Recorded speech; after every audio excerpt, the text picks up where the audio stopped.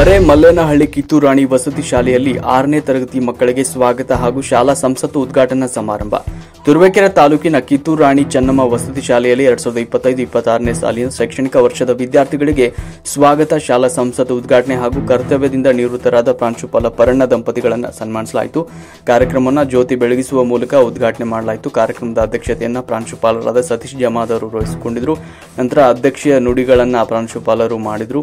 ಕಾರ್ಯಕ್ರಮದಲ್ಲಿ ವಿದ್ಯಾರ್ಥಿಗಳಿಂದ 6ನೇ ತರಗತಿಯ ಮಕ್ಕಳನ್ನು ಸ್ವಾಗತಿಸಲಾಯಿತು. ನಂತರ ಮಕ್ಕಳಿಂದ ಸಾಂಸ್ಕೃತಿಕ ಕಾರ್ಯಕ್ರಮಗಳನ್ನು ಏರ್ಪಡಿಸಲಾಗಿತ್ತು. ಕಾರ್ಯಕ್ರಮದಲ್ಲಿ ಜಿಲ್ಲಾ ಡಯಟ್ ಉಪನ್ಯಾಸಕ ಭೈರಪ್ಪ ಮಣೆಚಂದೂರು, ವಸತಿ ಶಾಲೆಯ ಪ್ರಾಂಶುಪಾಲ ಚಂದ್ರಶೇಖರ್ ಗದಗೆಯ ಹಿರೇಮಠ್, ಶಾಲೆಯ ಶಿಕ್ಷಕರುಗಳಾದ ಹರ್ಷವರ್ಧನ್, ಮಂಜುನಾಥ್, ರವಿಕಿರಣ್, ಪ್ರೇಮಲತಾ, ರಾಘವೇಂದ್ರ, ಭರತ್, ಆಶಾಲತಾ, ಮಾಲಾಶ್ರೀ, ನಿಲಯ ಪಾಲಕಿ ರಾಧಿಕಾ ಸೇರಿದಂತೆ ಶಾಲೆಯ ಸಿಬ್ಬಂದಿಗಳು ಈ ಸಂದರ್ಭದಲ್ಲಿ ಉಪಸ್ಥಿತರಿದ್ದರು. ವರದಿ ಸುರೇಶ್ ಬಾಬು ಎಂ, ತುರುವೇಕೆರೆ. ಈ ಒಂದು ಕಾರ್ಯಕ್ರಮ ಬಹಳ ಅಚ್ಚುಕಟ್ಟಾಗಿ ವ್ಯವಸ್ಥಿತವಾಗಿ ನೋಡ್ತಾ ಬಂದಿದ್ದೀರಾ. ಒಂದು ಆರಂಭದಲ್ಲಿ ಮಕ್ಕಳಲ್ಲಿರ್ತಕ್ಕಂಥ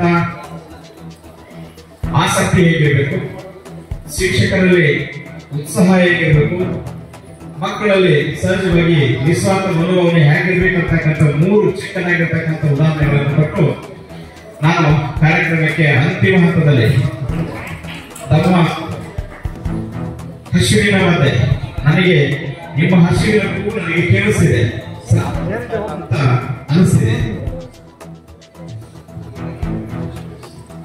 ನಮ್ಮ ಅರಣ್ಯ ಕ್ಲಸ್ಟರ್ನ ಸಿಆರ್ ಅವರು ಕೂಡ ಆಗಮಿಸಿದ್ದಾರೆ. ದೇವಪ್ಪನವರು ಅವರಿಗೂ ತುಂಬ ಒಂದು ಸ್ವಾಗತವನ್ನು ಕೊಡ್ತೇನೆ.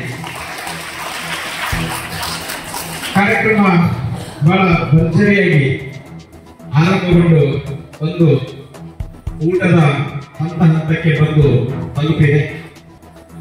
ಅಷ್ಟೇ ವಿಚಾರ ನೋಡಿ, ಒಂದು ಮಕ್ಕಳಲ್ಲಿ ಹೇಗೆ ಶಿಕ್ಷಕರಲ್ಲಿ ಆಸಕ್ತಿ ಹೇಗಿರ್ಬೇಕು, ಕಲಿಸುವಂತದ್ದು, ಮಕ್ಕಳಲ್ಲಿ ಕಲಿಬೇಕು ಅನ್ನುವಂತಹ ಉತ್ಸಾಹ ಹೇಗಿರ್ಬೇಕು, ಅದರಿಂದ ಸಮಾಜಕ್ಕೆ ನೀಡುವಂತಹ ನಿಸ್ವಾರ್ಥ ಸೇವೆ ಹೇಗಿರ್ಬೇಕು ಅನ್ನುವಂತ 3 ನಿದರ್ಶನಗಳು.